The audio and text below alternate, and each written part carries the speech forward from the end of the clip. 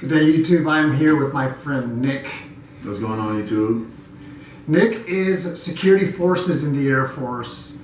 I have no knowledge on security forces other than I see the airmen, the NCOs, the flight chiefs on the base, and Nick is an expert. He is in the Air Force Reserve. His job is security forces, and his civilian job, he works for the Department of the Air Force. What's your job as Police officer. Yeah. Essentially the same thing as security forces. So this is good because he has experience on the military side, and now he has experience on the civilian side. How long have you been in? So we'll be 48 months next October. Has it gone by quick? Super quick. You never know how fast it's going until you start to hit these benchmarks and everyone's having you check boxes and it's like 36 months. 4 years almost. It goes by quick. Before we get started on security forces, I want to say one thing. It's a small world, smaller Air Force. Do you know where I'm going with this? Absolutely. Nick's father used to work with me. I used to work with him. Our offices were side by side, right next door to each other. And like I said, it's a small world. And he's retired now. His father, I'm retired. And here's the next generation of airmen doing great things. Talk with us about security forces as far as like all the different jobs that airmen can have. And security forces. So within forces. security forces, there are shreds, right? So you get in and you can be a regular 3PO, which is a cop. Essentially, depending on the base that you have, totally depends on if your mission is going to be expeditionary or law enforcement oriented. Within security forces, though, there's different shreds. So most popular is K9. Everyone wants to do K9. You can either train a drug or a bomb dog. I'm not exactly sure what it entails. I personally don't want to do K9. As you can see, I'm 36 months in and don't want to do K9. But then you have CADM. CADM's that's where all the money is, especially when you're a civilian, because you go off to CADM school out in San Antonio. Same school that you would go to basic and tech school for security forces. All guns, nomenclature, different weapon systems that you'd operate, shooting, all that stuff. So if you're into weaponry, CADM's definitely the way to go. Is that something that you're interested in? Absolutely. CADM, aside from the weaponry, the experience that you get for going there is almost priceless. The same certifications that you need to get as a civilian to satisfy CADM in the military, you have to pay thousands for, and you're getting it for free. That's the great thing about the military, is that they take care of you. But that's definitely something that I'm interested in, because after you always have to do something when you retire, right? I want to make sure that I'm setting myself up for the future. Besides CADM, though, there's K9, CADM. You can do investigations. No one really talks about investigations. I've actually worked side by side with them. Mm-hmm. Civilian clothes, hold a badge, does all the same things. Just, I think they deal with felony level charges. So they kind of work side by side with OSI, which is not a shred of security forces, but OSI is something that anyone can do. Office of Special Investigations. You can go from any AFSC to be OSI, but it's some people like to think that there's a pipeline from security forces to OSI. I think that's all the shreds, though. What about patrol? Patrolling, man, everyone wants to be on the road, right? You get out of basic, finish tech, you get to your first duty station, 1 stripe, 2 stripes, and you want to be on the road, pulling people over, because we're cops who. But you're definitely going to be on the gate for a while. Nothing wrong with that. A lot of people hate on the gate, and it's just because it's, checking IDs, have a great day, all the parts of being a cop that people don't necessarily speak on, which is community relations, making an impact, building rapport. Some people just like to go out and be gung-ho, but that's not how it is. So me personally, I don't mind the gate. Been in 3 going on 4 years.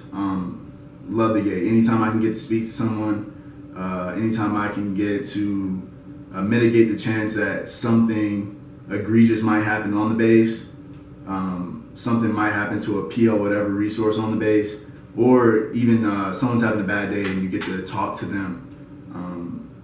change their day, change their perspective on what police officers are. It's a great day. So the gate is first obstacle. That's the first step.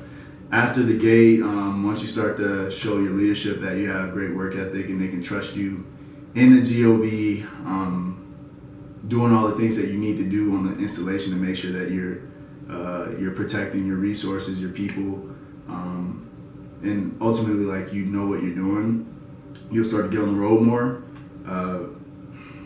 Personally, I love it. You get to sit in the truck, you know what I mean? Call in your Reagan starts, talk over the radio, you know what I mean? 2-4, not really, it's not like that.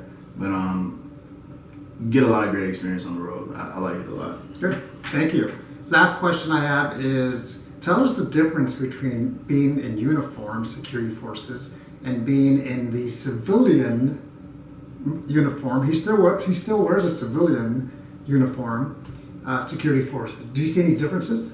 Absolutely. So being a reservist, you already have to differentiate yourself from being a civilian to every month going in and putting on your OCPs or your ABUs and being a military member. Me personally, I like to believe that all the things that the military encompasses, Air Force, integrity first, service before self, excellence in all we do, I embody as a civilian. So there is no change per se. But you kind of have to acknowledge that difference, because when you're in your ABUs or your OCPs, your military uniform, you are not a civilian. So you have to conduct yourself as such. On the other side of that coin, though, when you're a civilian, you are not military, so you cannot conduct yourself as your counterpart. Just a fine line, you know what I mean? Personally, I love saluting. I love like the structure that comes with being in the uniform. But as a civilian, it's a little bit more lenient, just because you're not saluting your officers. When you go up to someone, especially when you're working on a military base, if you're sharp, you handle yourself accordingly, and you know what you're talking about, they don't know who you are. And that's the best part about it, is that sadly, sometimes when you're in military installations, you have people who like to flex their rank rather than respect. I like to take that role as a civilian. Just the other day, I had a colonel try to tell my airmen what to do when he's not security forces. He doesn't know what their job is. I stepped in with a police officer uniform. I'm in blue rather than Coyote Brown, right? He doesn't know who I am. He just knows that my uniform's sharp. I know what I'm talking about, and I conduct myself in a professional manner, and I handle that situation like this. So, personally, I love being in a police officer uniform. It's a lot more diverse. It's a lot more lax. It's cooler that way. But at the same time, you know, I can never have enough of wearing my OCPs. I love the military. Awesome. Thank you, Nick. One of the things I like about Nick is his attitude, his outlook. He's positive. He's half glass full as opposed to half glass empty.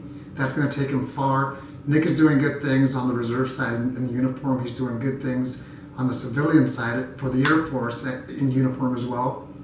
Civilian uniform. He's going back to school, and I hope he does pursue Air Force ROTC so he's talked to me about one of his goals is just to be active duty. And if he can do ROTC, great. Either way, I know Nick is going to be doing great things. Cool. Thank you. You mind if I elaborate more on the glass half full? Sure. So I'll say this much. A lot of people who sign that contract don't realize what they're getting into with the military in general, especially security forces. It is a thankless job. You're going to go through tech school. You might hate tech school. Personally, tech school wasn't my favorite experience. I got distinguished graduate, but I did not enjoy the process. And then when you get active duty, it's not going to be what you expect. You bear arms, you're in a uniform, you have a vest. These are all the things that people like about being a soldier, yes, but they don't understand that that vest is heavy, that gun is responsibility, you know what I mean? Just try your best. I love the job, great job, but just do understand that in every aspect of your life, there's going to be crappy situations. You just have to choose which crap sandwich tastes the best sometimes, and exhaust all your opportunities when you're in it. It may not be what you want to do, and there are opportunities to cross-train, but just make sure that while you are a security forces member or whatever AFSC you're in, that you utilize that to its fullest potential. Take advantage of 100% of everything that you can do and give 100% every day that you go out there. Sometimes your capacity for 100% is going to be lower. You might be going through something. You might have a bad day. You may not have poured your Cheerios right that morning. So as opposed to your regular 100%, 70% might be your 100% that day. But as long as you go forward with a positive outlook and understand that you're never going to reach the end of that journey unless you keep putting one foot in front of the other, it's not going to be a great experience for you because you aren't taking advantage of it, like every part of it. But yeah, that's all I'm going to elaborate on. Good words, wisdom, youth, next generation of leadership right here. Have a 54. great day. All right, Take take care, care. YouTube.